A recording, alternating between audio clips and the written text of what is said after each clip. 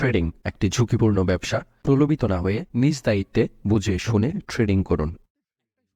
শুরুতেই বলছি, candlestick pattern two strategy নিয়ে প্রথম ভিডিওটিতে প্রচুর সাড়া পেয়েছি আপনাদের থেকে, তাই আপনাদের সবার অসংখ্য রিকোয়েস্টে পার্ট 2 নিয়ে আসলাম ট্রেডিং জগতের আরো হাইডেন্সি কিছু শেয়ার করতে। একটাই সমস্যা, আমরা যখন ফ্রিতে অনেক মূল্যবান কিছু পাই সেটার মূল্যায়ন করতে পারি না।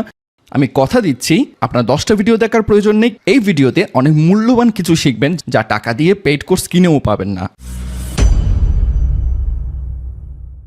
ক্যান্ডেলস্টিক প্যাটার্ন বিষয়টা জানার আগে আপনাকে বুঝতে হবে ক্যান্ডেলস্টিকের সাইকোলজি এবং বিহেভিয়ার। আমি আবারও বলছি, যদি ক্যান্ডেলস্টিক প্যাটার্নের সাইকোলজি আর বিহেভিয়ার আপনি বুঝে যেতে পারেন, 90% প্রবলেম এখান থেকেই চলে যাবে। একটা ক্যান্ডেল ওপেন, ক্লোজ, হাই, লো, এই সব ব্যাপারে এর আগের ভিডিওতে ডিটেলসে বলা হয়েছে। এই ভিডিওতে সেই সব বেসিক জিনিসগুলো আমরা স্কিপ করব। তারপরেও most importantly buyer pressure and seller pressure আমাদের বুঝতে হবে। ক্যান্ডেলস্টিকের সাইকোলজি বা বিহেভিয়ার যদি আমাদের সঠিকভাবে বুঝতে হয়, বায়ার প্রেশার, সেলার প্রেশার। একটি গ্রিন ক্যান্ডেলের মাধ্যমে মার্কেটে বোঝানো হয় মার্কেটে এখন বায়ার প্রেশার আছে, আর একটি রেড ক্যান্ডেলের মাধ্যমে বোঝানো হয় মার্কেটে এখন সেলার প্রেশার আছে।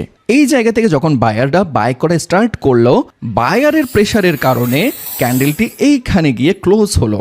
এখানে কোনো ধরনের উইক দেয়নি, কোনো ধরনের শ্যাডো দেয়নি, কোনো কিছু দেয়নি, কারণ এইখানে 100% বায়ারের প্রেশার ছিল। গ্রিন ক্যান্ডেল বা বাই ক্যান্ডেল স্টার্ট হয় নিচে থেকে, শেষ হয় উপরে গিয়ে।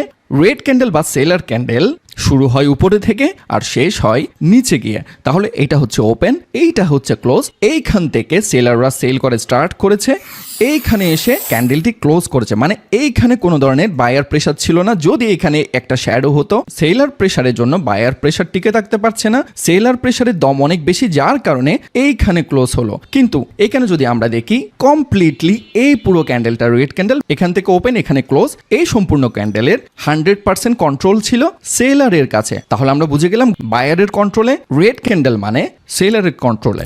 একটু মনোযোগ দিয়ে দেখুন, এই ক্যান্ডেলের ওপেন প্রাইস হচ্ছে এই জায়গা থেকে। আমরা শিখেছিলাম রেড ক্যান্ডেল ওপেন হয় উপর থেকে, ক্লোজ হয় নিচে গিয়ে। তাহলে এইটার ওপেন হচ্ছে এই জায়গায়, ক্লোজ হচ্ছে এই জায়গায়। ক্যান্ডেলটা যখন ওপেন হয়েছিল, এইখান থেকে ক্যান্ডেলটা বায়ার প্রেশারের জন্য এইটুক অবধি গিয়েছিল। সো এটা হচ্ছে ক্যান্ডেলটার হাই, আর এইটা হচ্ছে ক্যান্ডেলের লো। এইখান থেকে যখন বাই করে স্টার্ট হলো, বায়ারের প্রেশারে ক্যান্ডেল উপরে গিয়েছে। সেলাররা এরপরে ভাবলো এখন সেল করার পারফেক্ট টাইম। অনেকগুলো সেলার এসে এখান থেকে সেল করে স্টার্ট করলো। বায়ারের দম যখন শেষ হয়ে গেল, সেলাররা সেল করতে স্টার্ট করলো। এইখান থেকে ক্যান্ডেলটা সেলারের প্রেশারে নিচে নামতে নামতে এই জায়গায় এসেছে, কিন্তু সেলারের দমও তখন শেষ হয়ে গেল। বায়ার মনে করলো যে না, এখন আমার বাই করার পারফেক্ট টাইম। সকল বায়াররা এসে এখান থেকে বাই করে স্টার্ট করে দিল। দ্যাটস ওয়াই মার্কেট বাই যখন করছে, মার্কেট উপরে উঠছে, উপরে উঠতে গিয়ে এইখানে এসে ক্লোজ করলো। মানে বায়ারের প্রেশারের কারণে ক্যান্ডেলটি এইখানে এসে ক্লোজ করলো, আর না হলে বায়ারের প্রেশার যদি না থাকতো তাহলে ক্যান্ডেলটি এখানে ক্লোজ করতো।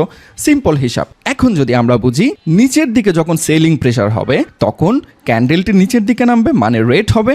আর যখন বায়াররা বাইং প্রেশারের কারণে ক্যান্ডেল উপরের দিকে উঠলে তখন আমরা বুঝবো বায়ারের কন্ট্রোলে আছে। একদম কমপ্লিকেটেড করার কোনো দরকার নেই, একদম সিম্পল রুলস। সেলিং প্রেশার যখন হবে ক্যান্ডেল তখন নিচে নামবে, আর বাইং প্রেশার যখন হবে ক্যান্ডেল তখন উপরে যাবে। সবার প্রতি রিকোয়েস্ট, লাইক, কমেন্ট, সাবস্ক্রাইব করুন এবং এই ভিডিওটি আপনার বন্ধুদের সাথে শেয়ার করুন।